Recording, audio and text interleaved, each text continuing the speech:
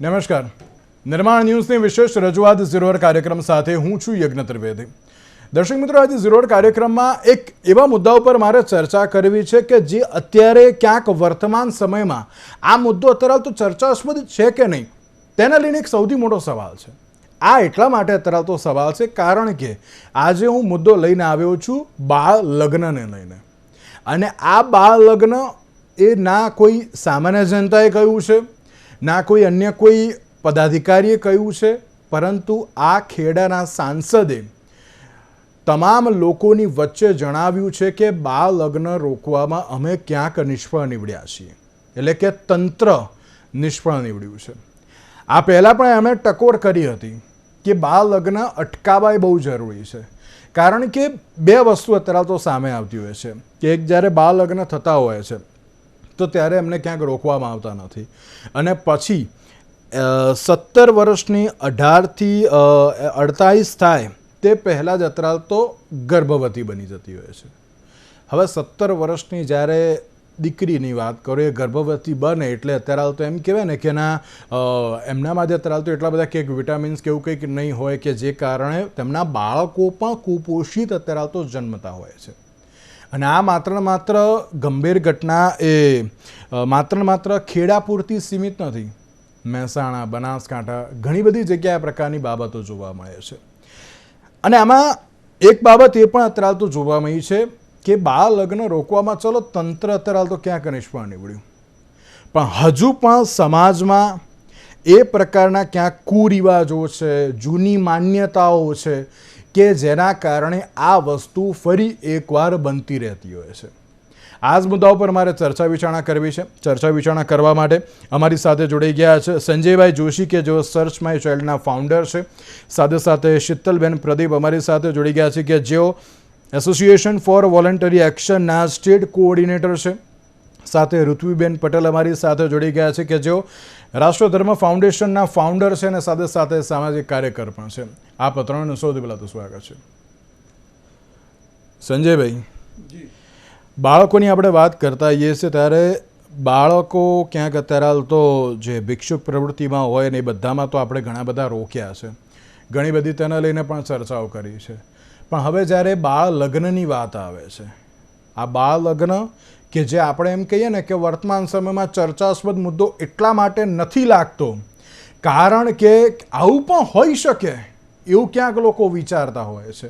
આ પણ પ્રકારની પરિસ્થિતિ હોઈ શકે એવું ક્યાંક અત્યારે જે વિચારતા હોય છે, પણ આનો સ્વીકાર એ અન્ય કોઈએ પણ નહીં, પણ ખેડાના સાંસદ દેવુસિંહ ચૌહાણે કર્યો છે. હવે જ્યારે સાંસદ એમ કહેતા હોય કે ભાઈ એક તાલુકામાં 50 જેટલા બાળ લગ્ન થયા છે તો ચોક્કસથી એક ગંભીર વાત છે. આ તો એક તાલુકાની હમણાં વાત કરી છે, હજુ આવા કેટલાય એવા તાલુકા હશે કે જ્યાં અત્યારે તો બાળ લગ્ન થતા હશે. કઈ રીતે જોઈ રહ્યા છો આ ઘટનાને આપ? તો સૌ પ્રથમ તો એમ કહી શકાય કે ચાલુ સરકારના સાંસદ જ્યારે આ વાત કરે ત્યારે એ વાતને ખરેખર બહુ ગંભીરતાથી લઈ શકાય.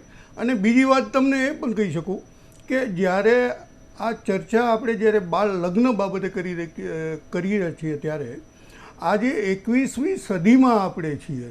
આપણે એમ કહી શકાય કે આપણે ચંદ્ર પર પ્રયાણ કર્યું છે, ડિજિટલ ટેકનોલોજી અપનાવી છે. એમ કહેવાય કે વિશ્વનું સૌથી ઝડપથી વિકસતું અર્થતંત્રમાં આપણે ગણતરી થાય છે.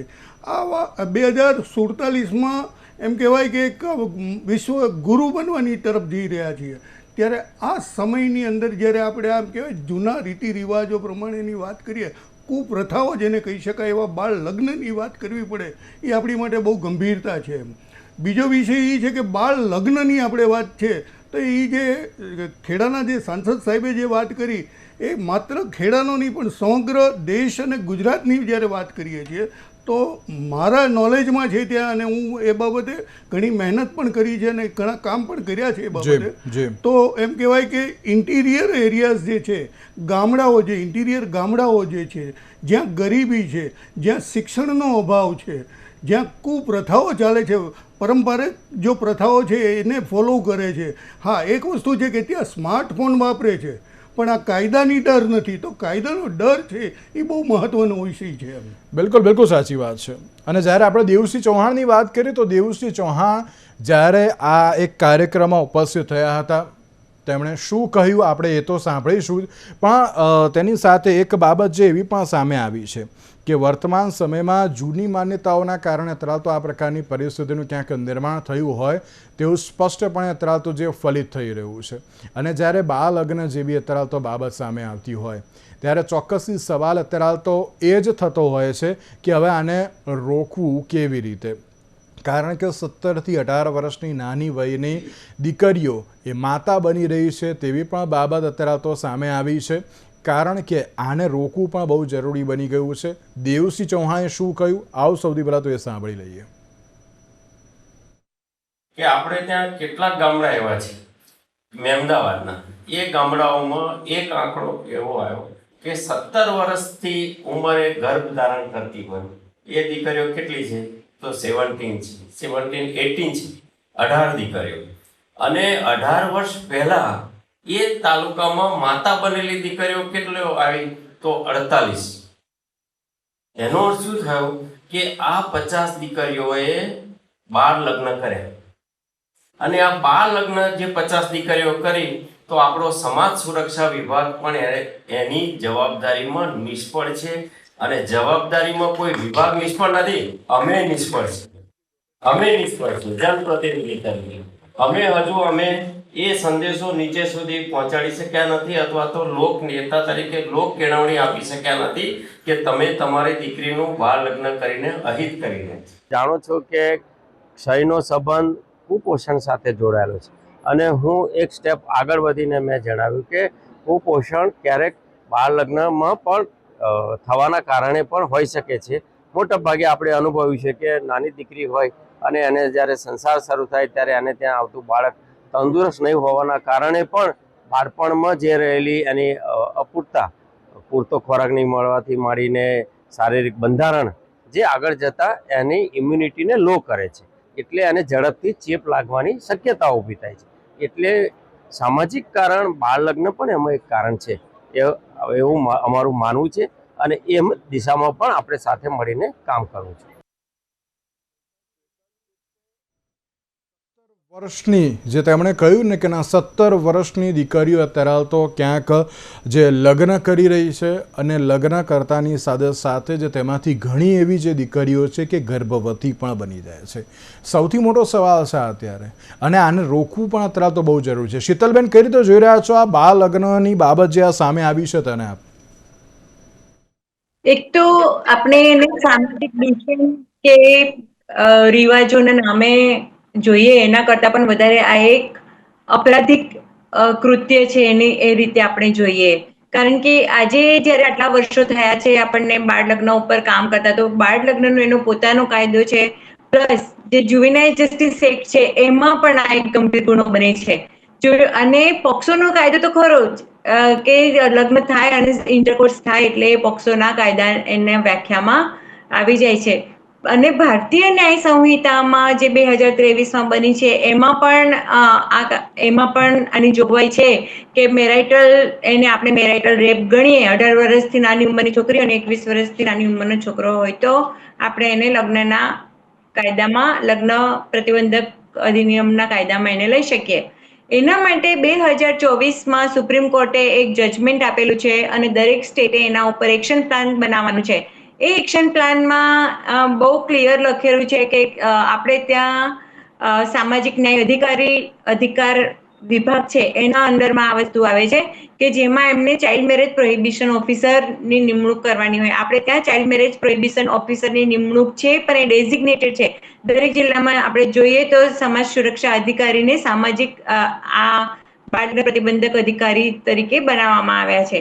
એવી જ રીતે આખું એક ડ્રાફ્ટ એક્શન પ્લાન અમે સ્ટેટને તૈયાર કરીને આપેલું છે કે જે સુપ્રીમ કોર્ટનું જજમેન્ટ છે એના આધારે આપણે સ્ટેટમાં કમિટી બનાવવાની છે, સ્ટેટમાં ચાઇલ્ડ મેરેજ પ્રોહિબિશન યુનિટ બનાવવાનું છે, જિલ્લામાં પણ આ યુનિટ બનાવવાનું છે. અને એમાં અલગ અલગ સંસ્થાઓ જેમ કે પંચાયતી રાજ છે, એજ્યુકેશન છે, પછી હોમ ડિપાર્ટમેન્ટ છે એવા અલગ અલગ અને સ્વૈચ્છિક સંસ્થાઓ છે, એ લોકોને બધાને એક કન્વર્જન્સ કરીને એ લોકોનું એક કમિટી બનાવીને દરેક જિલ્લા લેવલે એને સ્થાપવાની છે.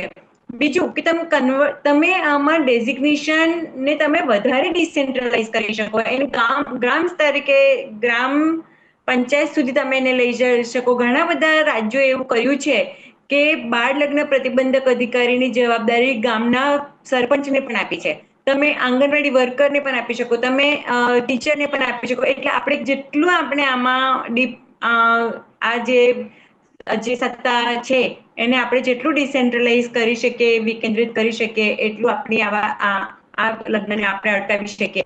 બીજું આમાં મારે બીજી વસ્તુ હું અહીંયા વાત કરીશ કે આમાં આપણે જે એક આખી પિકેટ થિયરી છે જે જજમેન્ટમાં પણ એને ટાંકી છે, અને અમારા જે ફાઉન્ડર છે જસ્ટ રાઇટ ફોર ચિલ્ડ્રનના, એમને આ એક બુક લખી છે વેન ચિલ્ડ્રન હેવ ચિલ્ડ્રન કરીને.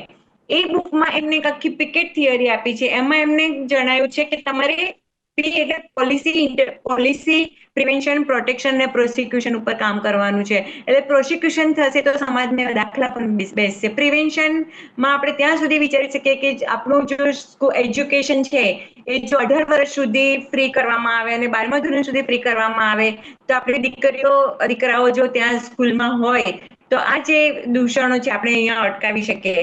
ઇન્સ્ટિટ્યુશન એમાં કે તમારે એનું બજેટ ફાળવવાનું છે, તમારે એમાં ઇન્વેસ્ટ કરવાનું છે, તમારે એના ઇન્ફ્રાસ્ટ્રક્ચર બનાવવાના છે, તમારે એમાં ઇન્સેન્ટિવાઇઝેશન એટલે ઘણા બધા જિલ્લાઓ, રાજ્યો એવું પણ જાહેર કર્યું છે, સ્કીમ બનાવી છે કે તમે જે બાળ લગ્નની માહિતી આપશે એને આટલા રૂપિયાનું ઇનામ, અથવા તો જે ગામ બાળ લગ્ન મુક્ત થશે કે જે જિલ્લો બાળ લગ્ન મુક્ત થશે તો આપણે એને જાહેર કરીને એને અમુક ઇન્સેન્ટિવ આપવામાં આવીશું. એટલે આવી રીતે આખું કન્વર્જન્સની વાત છે. નોલેજ, તમારી પાસે જે નોલેજ હોય એને ડિસેન્ટ્રલાઇઝ કરવાની વાત છે.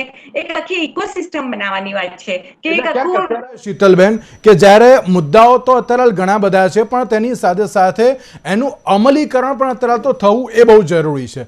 ક્યાંક અમલીકરણ થતું નથી, એટલા જ માટે અત્યારે તો આ પ્રકારની પરિસ્થિતિ આવીને ઊભી રહેતી હોય ને તેવું અત્યારે સ્પષ્ટપણે ફલિત થઈ રહ્યું છે. ઋત્વિબેન, એક સવાલ આપને પણ કે જ્યારે અત્યારની જે પરિસ્થિતિ સામે આવી, દેવુસિંહ ચૌહાણે જ્યારે કહેવું પડ્યું કે ના આ પ્રકારની પરિસ્થિતિ એ ખોટી છે, એમણે કહ્યું કે ના હવે આને અટકાવવા માટે પણ પગલાં ભરવામાં આવશે અને બહુ જલ્દીથી તેની ઉપર પણ કાર્ય થશે.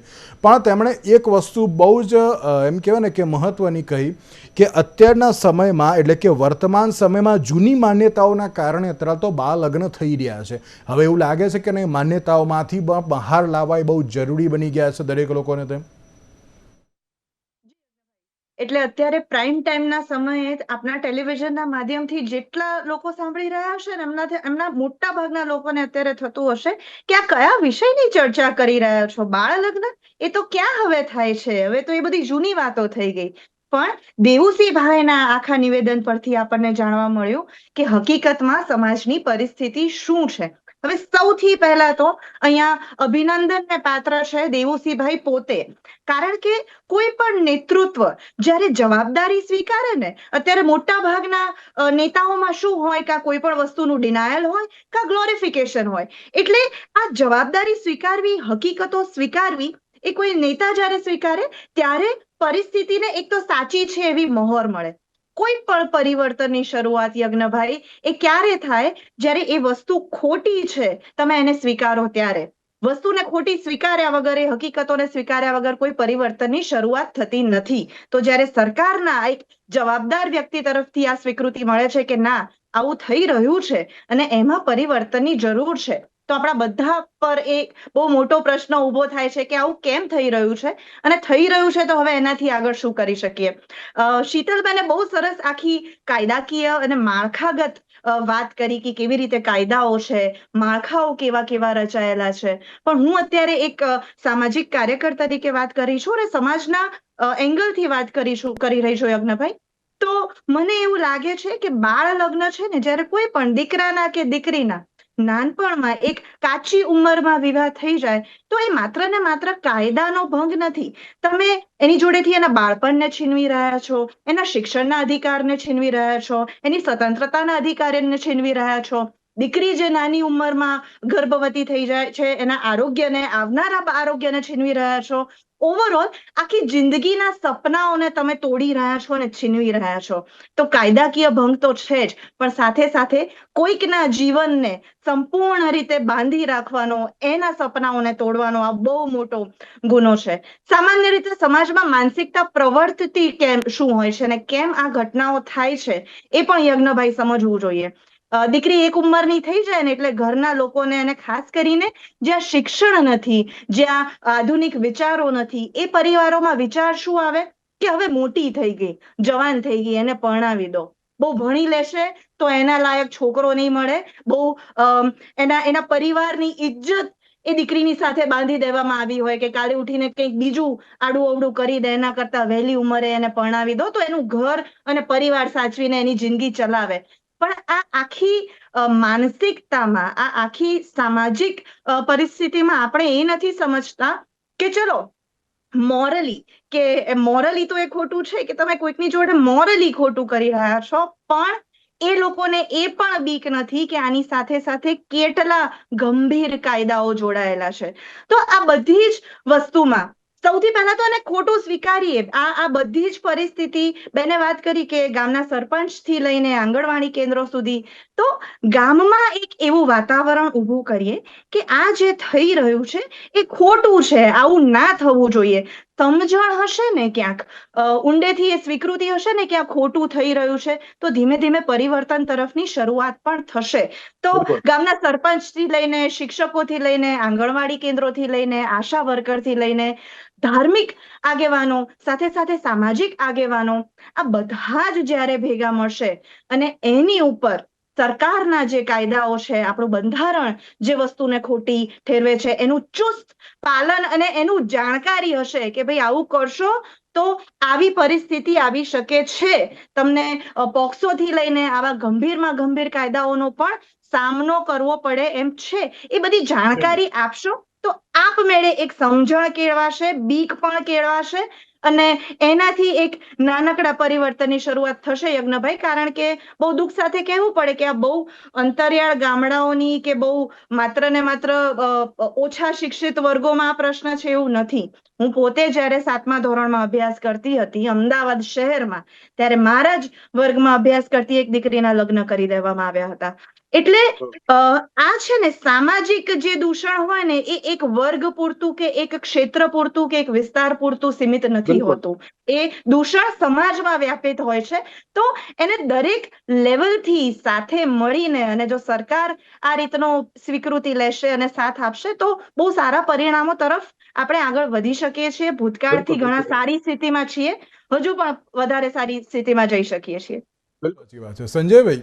આ આંકડો એક તાલુકાનો છે, ખાલી તાલુકો કહું છું હું તો હજુ, અને એમાંથી પણ અમુક એવા પણ આંકડાઓ છે કે અમુક ગામડામાંથી બહાર આવ્યા છે.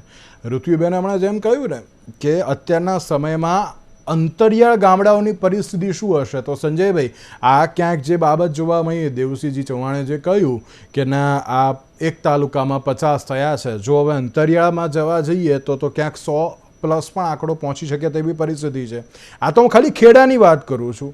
ખેડાથી જો અન્ય જિલ્લાઓની પણ વાત કરીએ, હું માત્ર એક જ વિસ્તાર મૂકવા માંગીશ, કદાચ તમે એગ્રી થશો, અને એ છે છોટાઉદેપુર નર્મદા. ત્યાં પણ અત્યારે તો ક્યાંક આ પ્રકારની પરિસ્થિતિ જોવા મળે તો નવાઈ નહીં. બીજી બાજુ જોવા જઈએ તો અત્યારે જે ઉત્તર ગુજરાતની વાત કરીએ, બનાસકાંઠા, સાબરકાંઠા, એમાં પણ અંતરિયાળમાં જોવા જઈએ તો ત્યાં પણ એ પ્રકારની પરિસ્થિતિ. તો લાગે છે કે ના હવે આની ઉપર પણ હવે રિસર્ચ ચાલુ કરીને ક્યાંક આને રોકવા માટે પણ હવે સરકારે આગળ આવવું પડશે. તેમ મહત્વની વાત જે હમણાં શીતલબેને જે વાત કરી, જે કાયદાની ગંભીરતા સાથે એને વિવિધ ક્ષેત્રમાં કયા પ્રકારની જવાબદારીઓ હોવી જોઈએ એ વાત કરી, કાયદાને ગંભીર લેવા માટે. તેમજ ઋત્વિબેને પણ વાત કરી. મહત્ત્વનો વિષય આજે હું તમને એ વાત કહી શકું કે જેમ આપે કીધું ને કે ઇન્ટિરિયર ગામડાઓની વાત કરી, એવી રીતે હું વાત કરું તો ખાસ કરીને જે મારા અનુભવ છે એ પ્રમાણે કહું, એમ કહેવાય કે એ અનુભવમાં તમે બહુ મહત્ત્વનું એક જવાબદારીપૂર્વક આપના કેમેરાના માધ્યમથી કહેવા માગું છું કે હું બનાસકાંઠાને એ બાજુ, ત્યાં મને એક આજથી 14-15 વર્ષ પહેલાં એક મેસેજ મળ્યો કે ભાઈ અહીંયા એક બાળ લગ્ન થઈ રહ્યા છે. અને હું અમદાવાદથી ત્યાં ગાડી લઈને ગયો અને મેં જ્યારે જે તે સ્થળે ગયો હું જ્યારે, તો બહુ એમ કહેવાય કે ગંભીરતાપૂર્વક, ફરી એકવાર બોલું છું, ગંભીરતાપૂર્વક ત્યાંના ડેપ્યુટી કલેક્ટરના ઘરે આ પ્રસંગ ચાલતો હતો અને એના દીકરાના આ લગ્ન હતા.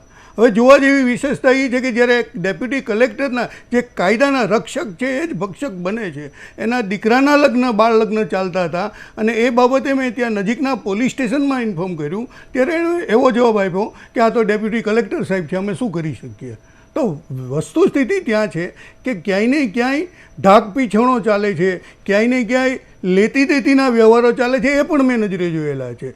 બીજી એક વાત કરે, માન્યતાઓ અને પ્રથાની વાત કરું હું તમને, તો સાબરકાંઠા, બનાસકાંઠા આ બધા વિસ્તારોમાં એમ કહેવાય કે કોઈ કુટુંબના વડીલનું મરણ થયું હોય ત્યારે એમ કહેવાય કે કડિયા કાન કે એવી કોઈ પ્રથા છે કે એ જ્યારે મરણમાં 12મું કે 13મું કે એવું જ્યારે હોય છે ત્યારે એક શીરો બનાવે છે, આખા ગામ માટે એક શીરાની વ્યવસ્થા કરે, શીરો બનાવે ને એ બધું કરે. અને એ સમયે ત્યારે જેના પરિવારના કે કુટુંબના કે એ બધા જે નાના મતલબ જેના નાના બાળકો હોય છે એના લગ્ન કરે છે ને એ લોકો ત્યારે એને એમ કહે છે કે આ અતિશય પુણ્યનું કામ છે, એમ આ પ્રકારના આશીર્વાદ મળે છે. આ માન્યતાઓને આધારે ચાલી આવે છે. આવા ઘણા, જેમાં મેં આપણે કીધું ડાંગ, આહવા, વ્યારા, નર્મદા જિલ્લો, આ બધી જ જગ્યાએ સંખ્યા તમે આમ જોવા જાઓ તો આ તમને, મને અને દુનિયાને, આપણને બધાને ખ્યાલ છે કે આવી ઘટનાઓ બને છે, પણ નોંધાય છે કેટલા ટકા? બિલકુલ બિલકુલ સાચી વાત છે. એટલા જ માટે તો સવાલ થતો હોય ને, મેં એમ તો કહ્યું કે એક તાલુકામાં જો આટલું બધું હોય તો અન્ય જગ્યાએ જો જોવા જઈએ તો ઘણી બધી બાબતો સામે આવે. તો શીતલબેન, એમ લાગે છે કે ના હવે કાયદાનું અમલીકરણ ક્યાંક કરાવવું બહુ જરૂરી બની ગયું છે તેમ? હું તો એ જ કહું છું કે જે સ્ટેટ એક્શન પ્લાન જે રાજ્ય બનાવવાનું છે એ બનાવે અને એના ઉપર અમલીકરણ થાય તો આપણે એને અટકાવી શકીએ. બીજી વસ્તુ, જે ખેડા જિલ્લાની વાત કરી છે, NFHS 5, NFHS 6 આવ્યું છે, પણ એના મારી પાસે પર્ટિક્યુલર જિલ્લા વાઇઝ ડેટા નથી, એટલે હું NFHS 5 માં ખેડા જિલ્લાનું બાળ લગ્નનું પ્રમાણ 49% છે, એટલે અને ગાંધીનગર જેવા જિલ્લાઓમાં 37% છે. એટલે આપણે એ પણ જોઈએ કે આપણા નિયર બાય જિલ્લાઓ જે છે, જે આપણે એવું કહીએ છીએ બહુ સમૃદ્ધ જિલ્લાઓ છે, ત્યાં પણ બાળ લગ્નનું પ્રમાણ બહુ હાઈ જોવા મળે છે. એટલે જે સુપ્રીમ કોર્ટનું જે જસ્ટ ફોર ચિલ્ડ્રનના પાર્ટનર એક સુપ્રીમ કોર્ટમાં રીટ પિટિશન કરી હતી અને એમાં એના આધારે એક ડ્રાફ્ટ પિટિશન સ્ટેટને આપેલું છે. જો એનું ઇમ્પ્લિમેન્ટેશન કરવામાં આવે તો ચોક્કસ આપણે બાળ લગ્નને ઓછા કરી શકીએ. અને એક ટાર્ગેટ છે કે 2030 સુધીમાં આપણે બાળ લગ્નને ખતમ કરી દઈએ આખા ભારતમાંથી. એમાં જિલ્લાઓમાં આપણે આ કામ કરી રહ્યા છે અત્યારે. સાચી વાત છે. ઋત્વિબેન, એક છેલ્લો સવાલ એ પણ કે આપણે કાયદાનું અમલીકરણ વધારી દઈશું, કાયદો કડક બનાવી દઈશું, પણ જે જૂની માન્યતાઓ, હું ફરી એકવાર આ વસ્તુને વાગોળું છું એટલા માટે કારણ કે આમાંથી બહાર નીકળવાનો પ્રયત્ન લોકો કરે છે પણ નીકળી શકતા નથી.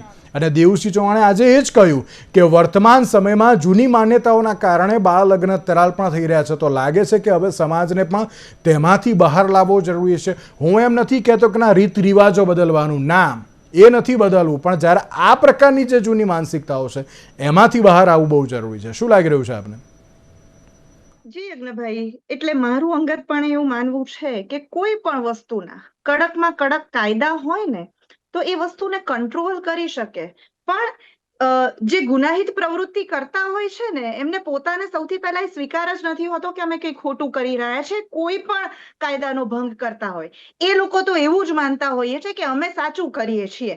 તો આ પણ દરેક ગુનાની જેમ આને જે આપણે ગુનો કરીએ છીએ કે નાનપણમાં કોઈ પણ બાળકના, દીકરો કે દીકરી, એના નાનપણમાં લગ્ન કરાવી દેવા, એની જવાબદાર ઉંમર, એના પોતાના નિર્ણય શક્તિનો વિકાસ થયા વગર એને કોઈક બીજા જોડે જીવનભર એનું જીવન ગુજારવા માટે એને બાંધી દેવું અને પછી નાનપણમાં જ જવાબદારીઓ, એ બાળક, એ લગ્નમાંથી બાળક આવે, બધી જવાબદારીઓ એની પર સોંપી દેવી, એ મોરલી તો ખોટું છે, પણ કાયદાકીય રીતે માત્ર ને માત્ર કાયદાઓને મજબૂત કરવાથી આનું સોલ્યુશન નહીં આવે. મજબૂત કાયદાઓ જરૂરી છે, ચોક્કસપણે એનાથી બહુ ફેર પડે છે, પણ માત્ર કાયદાથી આનું સંપૂર્ણપણે નિરાકરણ નહીં લાવી શકાય. ખેડા જિલ્લાની બેને વાત કરી, સાચી વાત છે કે અમુક વસ્તુઓ છે ને, જે રિવાજો છે હજુ પણ વિસ્તાર સ્પેસિફિક રહી ગયા છે. જેમ મહેસાણા જિલ્લામાં બાળકીઓની ભ્રૂણ હત્યા વધારે થતી હતી, એવી રીતે ખેડા જિલ્લામાં આજની તારીખમાં પણ બાળ લગ્નો વધારે થઈ રહ્યા છે.